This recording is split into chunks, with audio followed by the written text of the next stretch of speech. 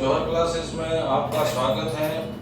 कल अपना टॉपिक चल रहा था पश्चिमी मरुस्थल। पश्चिमी मरुस्थल में मैंने आपको बताया था, पश्चिमी मरुस्थल को मैंने दो भागों में डिवाइडेशन किया था। एक को मैंने बताया था शुष्क प्रदेश और एक को मैंने बताया था अर्ध शुष्क प्रदेश।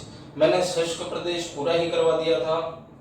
इसमें आपको सारे मैंने बालुकास्तु, मुक्त प्रदेश, युक्त प्रदेश, सारी चीजें मैंने बता दी थी।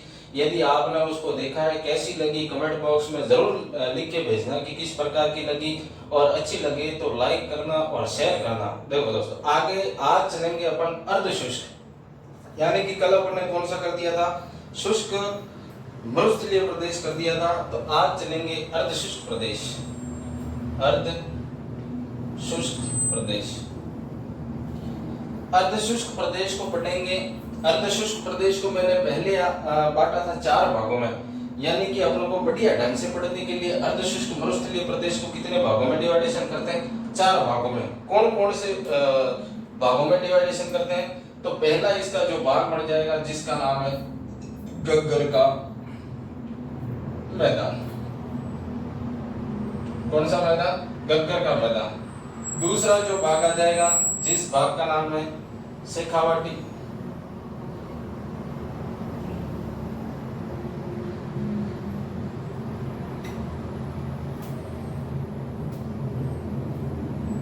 तोरावाटी,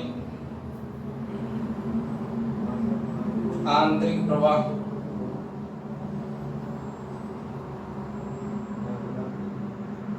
क्षेत्र, और नेक्स्ट है बाघर प्रदेश। ये भाग अपना बाकी था। तीसरा जो भाग बनेगा वो बनेगा नागौरी उच्च भूमि। कौन सी भूमि? नागौरी उच्च भूमि। कौन सी भूमि दोस्तों? नागौरी उच्च भूमि। और नेक्स्ट बनेगा वो बनेगा लूणी बेसिन क्षेत्र। बेसिन क्षेत्र। इन भागों के ऊपर अपन आज क्या करेंगे? अध्ययन करेंगे। सबसे पहले अपन उठाते हैं 1 नंबर जिसका नाम है गग्गर का मैदान। कौन सा मैदान? गग्गर का मैदान। यहाँ गग्गर इसी को ही बोला जाता है गग्गर बेसिन। इसी को ही क्या कहते हैं? गग्गर बेसिन। देखो, गग्गर का मैदान बोल दो दोस्तों, यहाँ गग्गर का बेसिन बोलो, बात एक ही है। जहां से जो नदी प्रवाहित होगी, जो नदी जहां से प्रवाहित तो होती है, उस नदी का जो मैदान का निर्माण होगा उसे ही बेसिन कहा जाएगा। यहाँ कोई नदी, सपोज करो इस प्रकार से कोई नदी जा रही है, ये कोई नदी आ रही है, इसके आसपास का जो क्षेत्र होगा, यानी कि ये क्षेत्र होगा या ये क्षेत्र होगा, इस क्षेत्र को ही क्या कहा जाएगा? बेसिन नाम दिया जाएगा। आ गया समझ में? नदी के प्रवाह क्षेत्र को ही क्या कहा जाता है? बेसिन कहा जाता है। जैसे सपोज में मैंने ये बता दिया कि इस प्रकार की कोई नदी चल रही है, ये नदी चलेगी तो नदी के इस वाले भाग में या नदी के इस वाले भाग में ये जो इसकी मिट्टी का प्रवाह होगा, यानी कि यहाँ से जल निकलेगा तो यहाँ से इस मिट्टी का, यानी कि जलोढ़ मिट्टी का जमाव होगा, या मिट्टी का जमाव जो होगा आसपास के क्षेत्र में, यानी कि इन क्षेत्रों में जहाँ जमाव होगा, इन्हीं जमाव क्षेत्र को क्या कहा जाता है? बेसिन क्षेत्र कहा जाता है। क्या कहा जाता है दोस्तों? बेसिन क्षेत्र कहा जाता है। तो यहाँ तो इसको बोल दो गग्गर का मैदान बोल दो, भले ही यहाँ गग्गर का बेसिन बोल दो, बात एक ही है। ये जो क्षेत्र है नहीं, ये क्षेत्र है कहाँ? वर्तमान के हिसाब से आपको लिखना है अनूपगढ़। जिला कौन सा आ जाएगा? अनूपगढ़। फिर कौन सा आ जाएगा? गंगानगर। और फिर कौन सा आ जाएगा? हनुमानगढ़। ये जिले प्रमुख रूप से कौन से जिले हैं? गग्गर बेसिन क्षेत्र है, क्योंकि यहीं से गग्गर नदी प्रवाहित होती है। यानी कि गग्गर नदी जहां से प्रवाहित होगी, जिसका बेसिन क्षेत्र यानी कि जिसके आसपास का जो क्षेत्र होगा उसे ही क्या कहा जाएगा? गग्गर बेसिन कहा जाएगा। ये जो मैदान है, ये जो बेसिन क्षेत्र है, नदी निर्मित मैदान है। यानी कि मैंने अभी वर्तमान में बताया कि जो नदी के द्वारा, यानी कि नदी के आसपास का जो क्षेत्र होता है उसे ही नदी का क्या बोला जाता है? बेसिन। यानी कि ये जो भाग है वो किससे निर्मित है? नदी के द्वारा निर्मित भाग माना जाता है। आगे हनुमानगढ़ तथा गंगानगर में गग्गर बेसिन क्षेत्र को गग्गर बेसिन क्षेत्र को पाट कहा जाता है, पाट कहा जाता है। ये आपको विशेष रूप से याद रखना है। हनुमानगढ़ तथा कहां पे, हनुमानगढ़ तथा गंगानगर में गग्गर बेसिन क्षेत्र को, कौन से बेसिन क्षेत्र को, गग्गर बेसिन क्षेत्र को क्या कहा जाता है, पाट कहा जाता है। लेकिन नोट लगा के एक चीज और लिखनी है कि हनुमानगढ़ जिले में, हनुमानगढ़ जिले में स्थानीय भाषा में गग्गर बेसिन को नाली कहा जाता है, नाली कहा जाता है। ये भी आपको ध्यान रखना है। क्या कहा जाता है, नाली कहा जाता है। इसका मतलब सीधा सीधा मतलब क्या है, हनुमानगढ़ जिले में स्थानीय भाषा यानी कि उस क्षेत्र की स्थानीय भाषा में क्या कहा जाता है, किस क्षेत्र को, गग्गर बेसिन क्षेत्र को क्या कहा जाएगा, नाली कहा जाएगा। आ गया समझ में। नोट लगा के और लिखना है इसी नोट में, नाली एक भेड़ की नस्ल भी है, भेड़ की क्या है, नस्ल भी है। ये भी साथ में याद रखना है कि नाली, गग्गर बेसिन क्षेत्र को नाली भी कहते हैं और नाली एक किसकी नस्ल भी है, भेड़ की नस्ल भी, भेड़ की नस्ल को भी क्या कहा जाता है, नाली कहा जाता है। यानी कि भेड़ की नस्ल कहाँ पाई जाती है, उसी क्षेत्र में भेड़ की नस्ल यानी कि नाली नस्ल पाई जाती है। इसी नाली बेसिन क्षेत्र में, किसी नाली बेसिन क्षेत्र, इतना उदाहरण ये देखो, अर्धशुष्क प्रदेश को मैंने कितने भागों में डिवाइडेशन किया, 4 भागों में। सबसे ऊपर वाला कौन सा है, गग्गर का मैदान, शेखावाटी, तोरावाटी, आंतरिक प्रवाह क्षेत्र, बागर प्रदेश और इसके बाद में नागौरी उच्च भूमि, लूणी बेसिन क्षेत्र। ये 4 भाग बनाए। उसमें सबसे पहला भाग जो था वो गग्गर का मैदान, यहाँ गग्गर बेसिन क्षेत्र है। कहाँ पे है, अनूपगढ़, गंगानगर और हनुमानगढ़ में है। ये जो बेसिन क्षेत्र है वो नदी निर्मित मैदान है। हनुमानगढ़ तथा गंगानगर में गग्गर बेसिन क्षेत्र को क्या कहा जाता है, पाट कहा जाता है। आगे, हनुमानगढ़ जिले में स्थानीय भाषा में गग्गर बेसिन क्षेत्र को क्या कहते हैं, नाली कहते हैं और नाली एक भेड़ की नस्ल भी है। ये भी आपको ध्यान रखना है। 30 सेकंड का समय फटाफट उतार लें, यहाँ इसका स्क्रीनशॉट लें।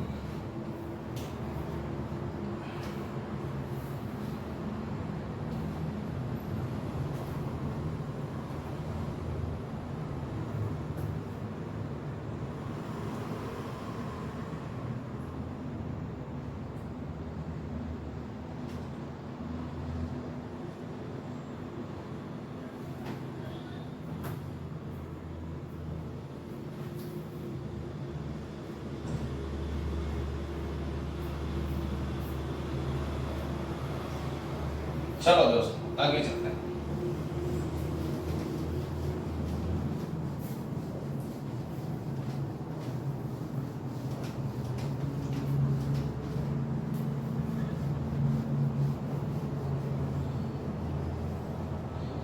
देखो, ये जो नाली बेसिन क्षेत्र है, नाली बेसिन जो क्षेत्र है, नाली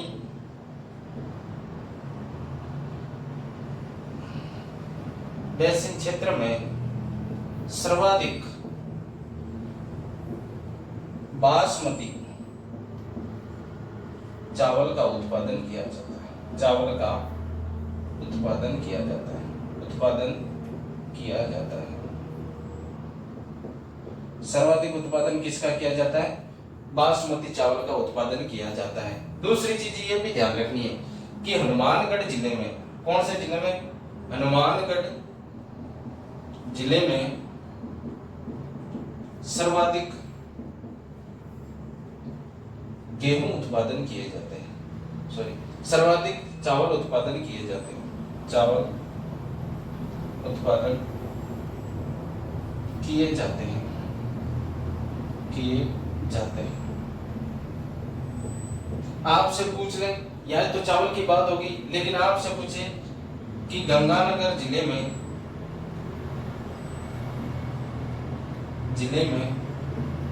सर्वाधिक गेहूं तथा अमेरिकन अमेरिकन कपास का उत्पादन किया जाता है। कपास का उत्पादन किया जाता है, उत्पादन किया जाता है। ये भी आपको विशेष रूप से याद रखना है। गंगानगर की बात आए तो कौन सा, गेहूं तथा अमेरिकन कपास का उत्पादन किया जाता है। उसके बाद में हनुमानगढ़ की बात आए तो नाली बेसिन जो क्षेत्र है वहां सर्वाधिक मात्रा में किसकी खेती की जाती है, बासमती चावल की खेती की जाती है। और चावल की दृष्टि से राजस्थान में देखें तो हनुमानगढ़ जो जिला है वो सर्वाधिक उत्पादन करता है। इसी प्रदेश का प्राचीन नाम युद्धेय प्रदेश। कौन सा प्रदेश नाम है इसका, युद्धेय प्रदेश। यही ध्यान रखना है, इस क्षेत्र में रेवरिना मृदा पाई जाती है, रेवरिना मृदा पाई जाती है। अब ये रेवरिना मृदा क्या लपड़ो, यहाँ देखो, रेवरिना मृदा पाई जाती है। कौन सी मृदा, ये कृषि विभाग, भारतीय कृषि विभाग के द्वारा इस मृदा यानी कि यहाँ पे जो मिट्टी पाई जाती है उस मिट्टी को किसका दर्जा दे रखा है, रेवरिना मृदा। अब ये रेवरिना मृदा क्या चीज है, आगे देखो।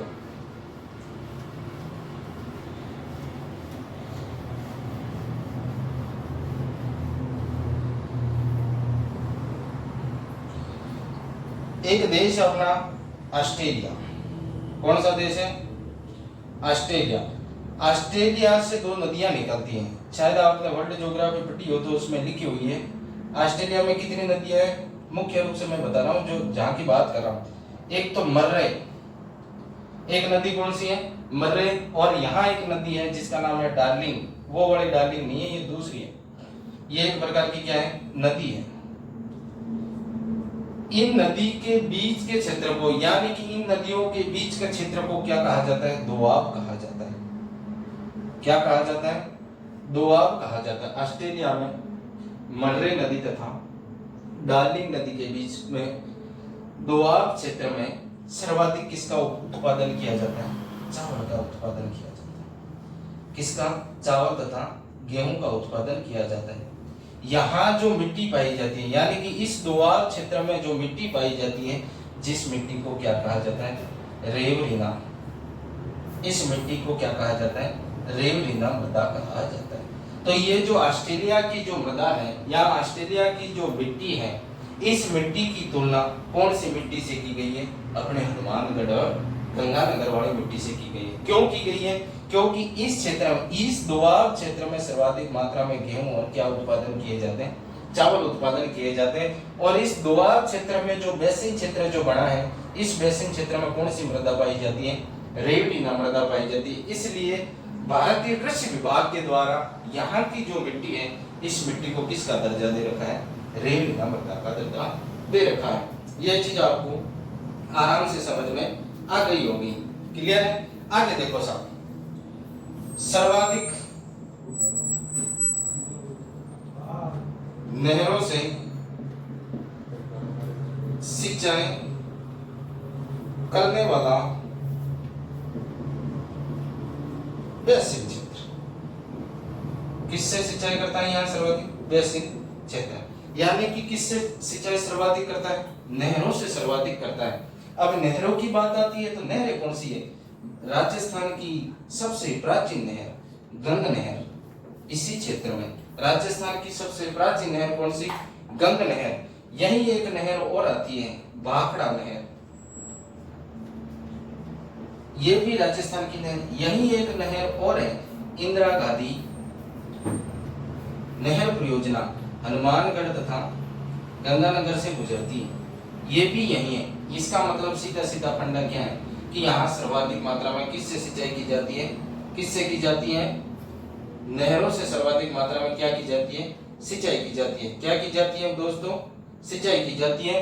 ये प्रमुख रूप से यहाँ से आपको याद रखना है कि नाली बेसिन क्षेत्र में सर्वाधिक मात्रा में कौन सी चावल होती है, बासमती चावल होती है। और चावल की दृष्टि से अपन बात करें तो चावल की दृष्टि से प्रथम स्थान यानी कि मुख्य रूप से चावल कहाँ होते हैं सर्वाधिक, हनुमानगढ़ में होते हैं। और गंगानगर जिले में आपको ध्यान रखना है गेहूं और अमेरिकन कपास की जिसके रेशे लंबे होते हैं, गांठों में इसका वजन किया जाता है 170 के जिस गांठों का वजन जो होता है। तो अमेरिकन कपास जो कृषि में पढ़ेंगे, लेकिन अमेरिकन जो कपास होती है वो सर्वाधिक मात्रा में गंगानगर जिले में की जाती है। प्राचीन उत्तर प्रदेश इस क्षेत्र में कौन सी मृदा पाई जाती है? वैसे तो भूरी रेतीली मृदा पाई जाती है, लेकिन यहाँ रेवलिंदा मृदा याद रखनी है। रेवलिंदा मृदा क्या चीज है मैंने यहाँ पे समझा रखा है। आगे इसी प्रदेश में सर्वाधिक मात्रा में किससे सिंचाई की जाती है? नहरों से की जाती है। तो प्रमुख रूप से नहरें कौन कौन सी है? तो मैंने यहाँ गंग नहर राजस्थान की, ये कैसी नहर है? राज्य की प्राचीन नहर, राज्य की क्या है ये? प्राचीन नहर है। और राज्य की सबसे प्राचीन परियोजना भी यही है। तो वाकड़ा नहर और इंदिरा गांधी नहर परियोजना ये प्रमुख रूप से 3 यहाँ की प्रमुख नहर है, इसलिए यहाँ सर्वाधिक मात्रा में नहरों से कृषि की जाती है। 30 सेकंड का समय है, आराम से उतार सकते हैं, आराम से स्क्रीनशॉट ले सकते हैं।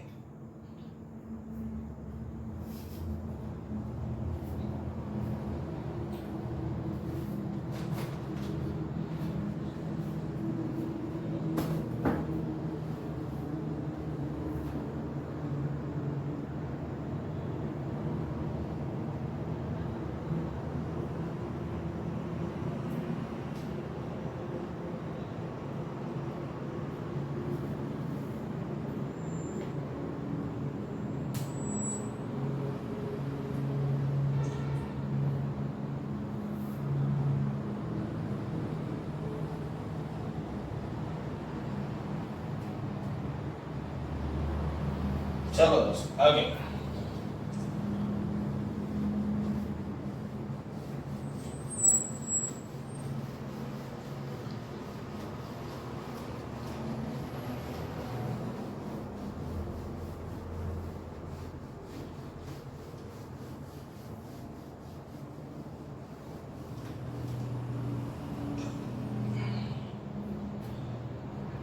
आगे अपन यहां देखते हैं सैम की समस्या।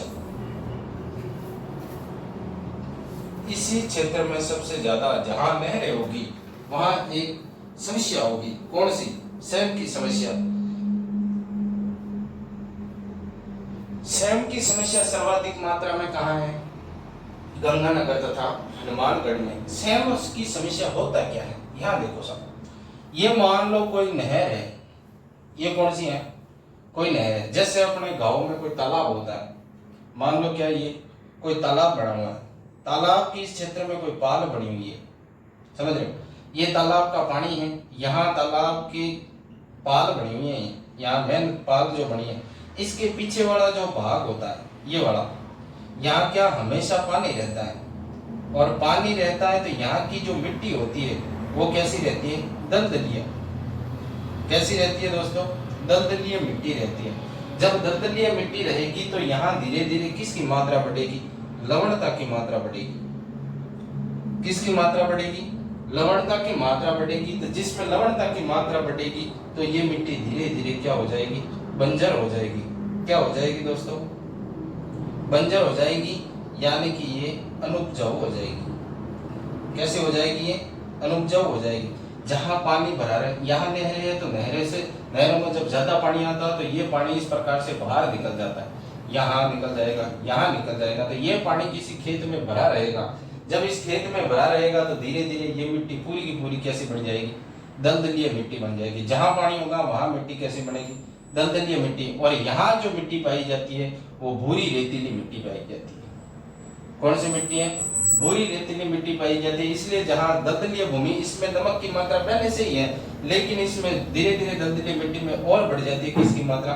लवणता की मात्रा बढ़ जाएगी। तो धीरे धीरे ये क्या हो जाएगी? ये मिट्टी कैसी हो जाएगी? बंजर। यहाँ इसको बोल दो आप अनुपजाऊ मिट्टी हो जाएगी। कैसी हो जाएगी दोस्तों? अनुपजाऊ मिट्टी। तो यही एक प्रकार की क्या है? सैम की समस्या है। यही एक प्रकार की क्या है? सैम की समस्या। सैम की समस्या सर्वाधिक कहाँ है? तो सैम की समस्या सर्वाधिक देख लो, यह समस्या सर्वाधिक गंगानगर तथा हनुमानगढ़ में गंगानगर तथा हनुमानगढ़ में। आपसे पूछे कोई क्षेत्र विशेष बताओ तो आपको याद रखना है रावतसर, बडोपल, रावतसर, बडोपल, ये यहाँ के क्या है प्रमुख रूप से क्या माने जाते हैं, सेम की समस्या से प्रभावित क्षेत्र माने जाते हैं। और जिले पूछे तो ये जिले प्रमुख रूप से हनुमानगढ़ और गंगानगर। ये सेम की समस्या का जो निवारण होता है, निवारण किससे होता है, जिप्सम से। निवारण जो यहाँ होगा वो किससे होगा, सफेदा, यानी कि इसका निवारण कहाँ होगा, किससे होगा, सफेदा से होगा। किससे होगा दोस्तों, सफेदा। यानी कि यहाँ ऐसे पौधे लगाए जाएंगे जो सर्वाधिक मात्रा में पानी को क्या करें, सोखते हो, ऐसे पौधे लगाएंगे। इसलिए यहाँ पे एक योजना चली थी, यहाँ निवारण के लिए एक योजना चली थी, जिस योजना का नाम था इंडो डच योजना।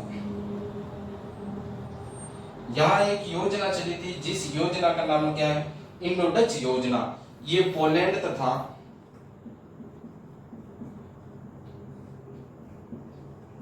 नीदरलैंड के द्वारा, किसके द्वारा, पोलैंड तथा नीदरलैंड के द्वारा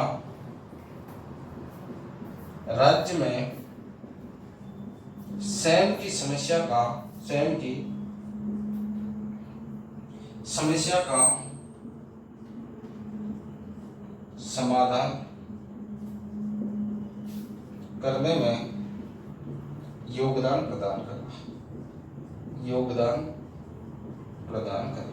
इसका क्या कारण था कि सेम की समस्या, जिस क्षेत्र में सेम की समस्या है, तो पोलैंड एक देश है और एक देश कौन सा है, नीदरलैंड के द्वारा यहाँ एक योजना चलाई थी, जिसमें कौन सी योजना थी, इंडो डच योजना चलाई थी। इस योजना के तहत क्या किया गया था, यहाँ क्या किया जाएगा, सेम की समस्या का निवारण किया जाएगा। तो कौन सी योजना के तहत सेम की समस्या का राजस्थान में निवारण किया गया था या निवारण किया जा रहा है, तो ध्यान रखना इंडो डच योजना। कौन सी योजना है, इंडो डच योजना। मुख्य रूप से समझ में आ गया होगा कि सेम की समस्या क्या चीज है, तो सेम की समस्या सर्वाधिक मात्रा में गंगानगर तथा हनुमानगढ़ जिले में है। और मुख्य रूप से आपको क्षेत्र पूछे तो रावतसर, बडोपल, ये आपको उसका निवारण क्या है, तो सफेदा है। और इंडो डच योजना का संबंध किससे है, तो सेम की समस्या से है। कौन सी समस्या से इस योजना का संबंध है, तो सेम की समस्या। और किसके द्वारा चलाया गया था, तो ध्यान रखना पोलैंड तथा नीदरलैंड के द्वारा राज्य में जो सेम की समस्या उसका क्या करना, समाधान में योगदान प्रदान करना तथा सेम की समस्या का क्या करना, निवारण करना। ये तो इंडो डच योजना किससे संबंधित है, ऐसे पूछे तो भी आपको ध्यान रखना है सेम की समस्या से संबंधित है। इतना उतार ले, फिर अपन आगे चलते हैं। जल्दी उतार।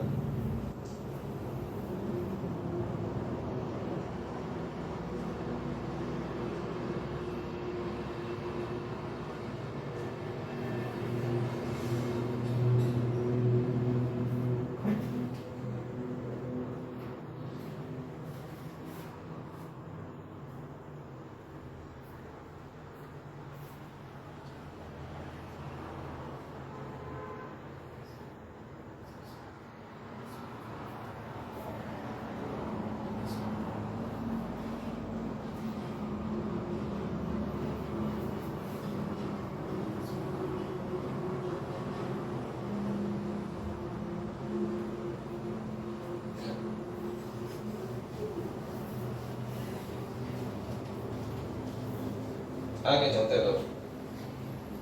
आपको समझ में आ गया होगा गग्गर बेसिन क्षेत्र। गग्गर बेसिन क्षेत्र में जितने मैंने चीज बताई, गग्गर बेसिन क्षेत्र में कितनी चीजें याद रखनी है।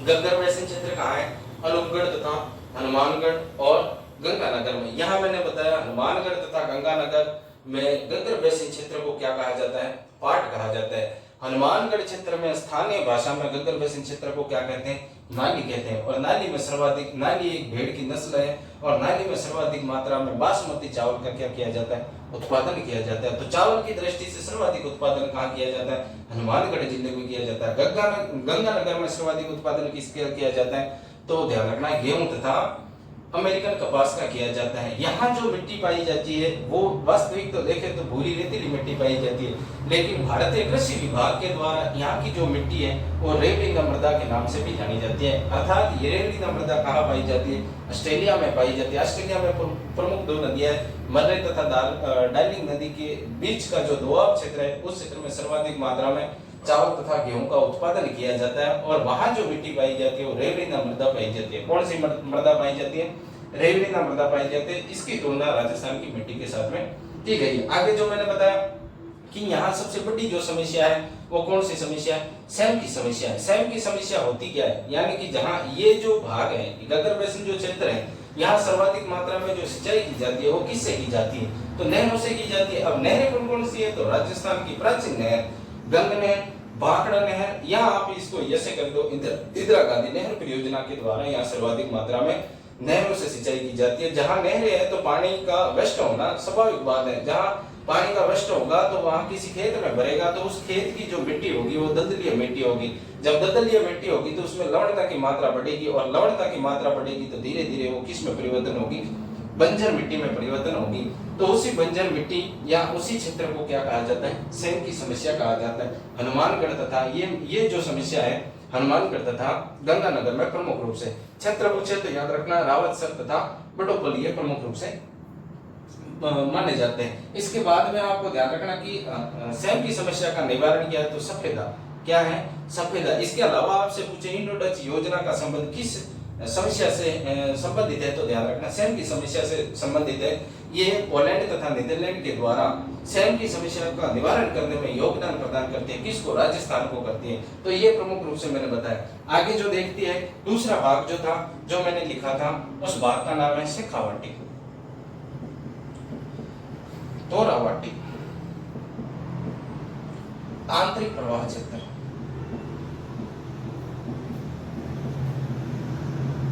और बागर प्रदेश।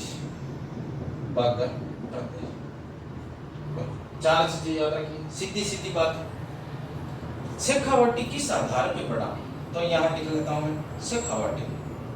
शेखावाटी का सीधा सीधा याद रखना है। शेखावाटी शेखा सामंतों के अधिकार के कारण इस क्षेत्र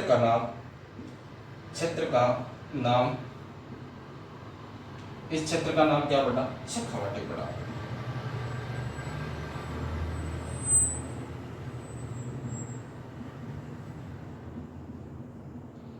किसका अधिकार हुआ करता था? शेखा सामंतों का अधिकार हुआ करता था। प्रमुख रूप से वर्तमान में कौन कौन से जिले आते हैं? तो प्रमुख रूप से याद रखना है सीकर, झुंझुनू और नीमका थाना। ये प्रमुख रूप से किस में आते हैं? शेखावाटी क्षेत्र। फिर मैंने नाम बताया तोरावाटी। तवर जाति की राजपूतों का अधिकार होने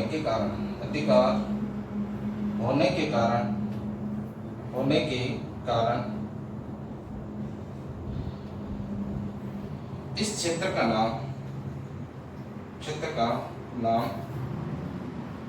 क्या पड़ा? तोरावाटी।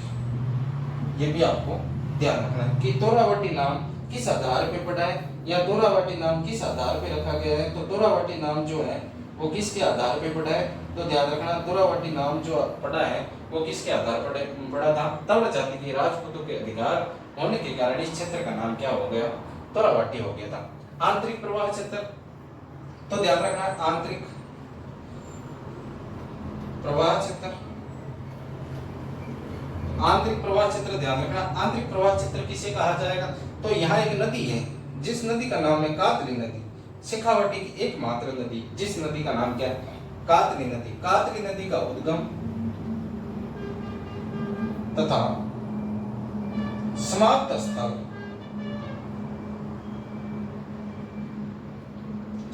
स्थल शेखावाटी क्षेत्र में ही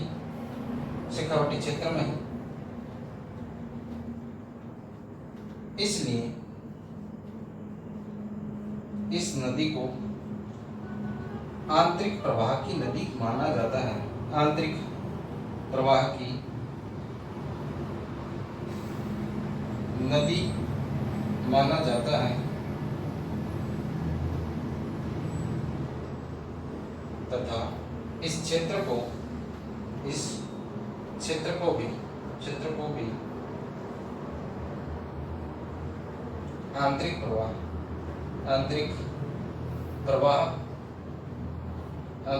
का क्षेत्र माना जाता है। ये ध्यान रखना, क्षेत्र माना जाता है।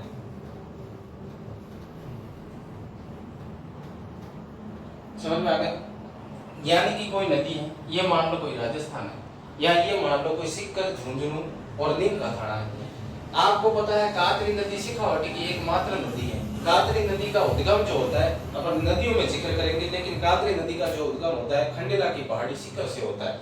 यहाँ से ये नदी थोड़ी सी आगे चलती है, सिक्कर, झुंझुनू और नीम के थाना, चूरू के आसपास में जाके ये खत्म हो जाती है। यानी कि इस नदी का उद्गम भी कहाँ है? राजस्थान में। या आप ऐसे भी कह सकते हो कि इस नदी का उद्गम भी कहाँ है? शेखावाटी में, तथा इस नदी का समाप्ति स्थल भी कहाँ है? शेखावाटी में। या आप ऐसे भी कह सकते हो कि इस नदी का उद्गम भी राजस्थान में और इस नदी का समाप्ति स्थल भी कहाँ है? राजस्थान में। यानी कि ये राजस्थान के आंतरिक भाग में, कौन से भाग में? आंतरिक भाग में। इसलिए इस नदी को कहा जाता है आंतरिक प्रवाह की नदी। आंतरिक प्रवाह की नदी। इसलिए इस क्षेत्र को भी क्या कहा जाता है? आंतरिक प्रवाह क्षेत्र कहा जाता है। किस लिए कहा जाता है? तो कातरी नदी के कारण कहा जाता है। क्यों कहा जाता है? क्योंकि कातरी नदी का उद्गम भी कहाँ होगा? शेखावाटी में होगा, और समाप्ति स्थल भी कहाँ होगा? शेखावाटी में होगा। इसलिए इस नदी को तो क्या कहा जाता है? आंतरिक प्रवाह की नदी माना जाता है। कौन सी नदी माना जाता है? आंतरिक प्रवाह की नदी माना जाता है, तथा इसी क्षेत्र को आंतरिक प्रवाह का क्षेत्र भी माना जाता है। आगे बात आती है बांग्रा प्रदेश। बांग्रा प्रदेश क्या है? देखो,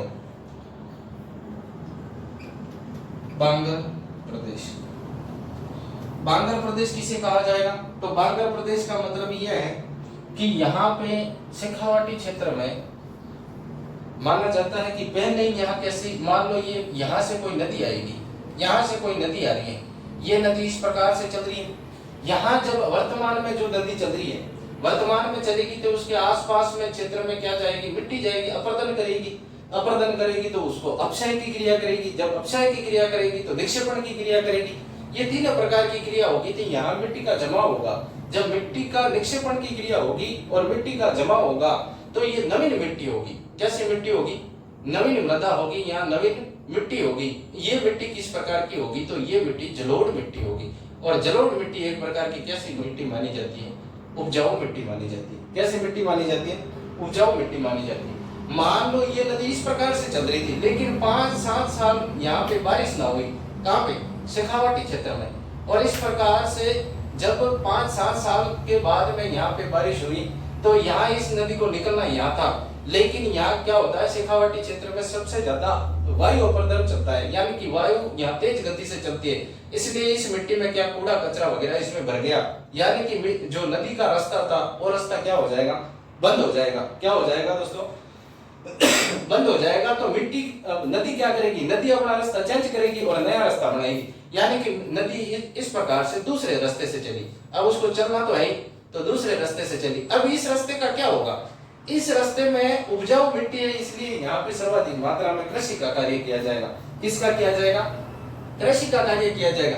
5 साल या 10 साल इसमें क्या की जाएगी? कृषि की जाएगी। फिर यहाँ पे उपजाऊ मिट्टी तो बनने वाली है नहीं। 5-10 साल तक यहाँ पे कृषि की तो ये धीरे धीरे किस में परिवर्तन हो जाएगी? मिट्टी अनुपजाऊपन में परिवर्तन हो जाएगी। यानी कि ये जलोढ़ मिट्टी से परिवर्तन होकर अनुपजाऊ मिट्टी में परिवर्तन हो जाएगी। तो जलोढ़ मिट्टी वर्तमान में कहाँ होगी? यहाँ पे होगी। यहाँ पे पहले थी वो तो खत्म होगी। तो शेखावाटी क्षेत्र के इसलिए शेखावाटी क्षेत्र बांग्रा प्रदेश इसलिए कहा जाता है कि ये जो क्षेत्र था पहले उपजाऊ क्षेत्र माना जाता था। कौन सा? शेखावाटी क्षेत्र। लेकिन वर्तमान में वो किस प्रकार का क्षेत्र माना जाता है? वो अनुपजाऊ प्रदेश, यानी कि इसी को ही क्या कहा जाता है? बागर कहा जाता है। और वर्तमान में जो नई जो मिट्टी है उस क्षेत्र को कहा जाता है खादर क्षेत्र। उसको क्या कहते हैं? खादर कहते हैं। और प्राचीन जो जलोढ़ मिट्टी होती है उसको क्या कहा जाता है? बागर कहा जाता है। तो बागर और खादर में क्या अंतर है? समझ में आ गया? उपजाऊ मिट्टी, नवीन उपजाऊ मिट्टी होगी उसको तो खादर कहा जाएगा, और प्राचीन उपजाऊ मिट्टी होगी या प्राचीन उपजाऊ मिट्टी जो होगी और वर्तमान में जो अनुपजाऊपन में परिवर्तन होगी उस क्षेत्र को क्या कहा जाएगा? बांगर प्रदेश कहा जाएगा। तो यहां लिख लो शेखावाटी क्षेत्र में नदी द्वारा लाई गई उपजाऊ मिट्टी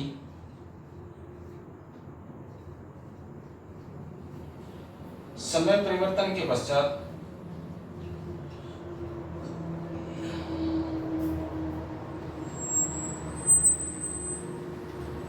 अनुपजाऊ मिट्टी में परिवर्तन होना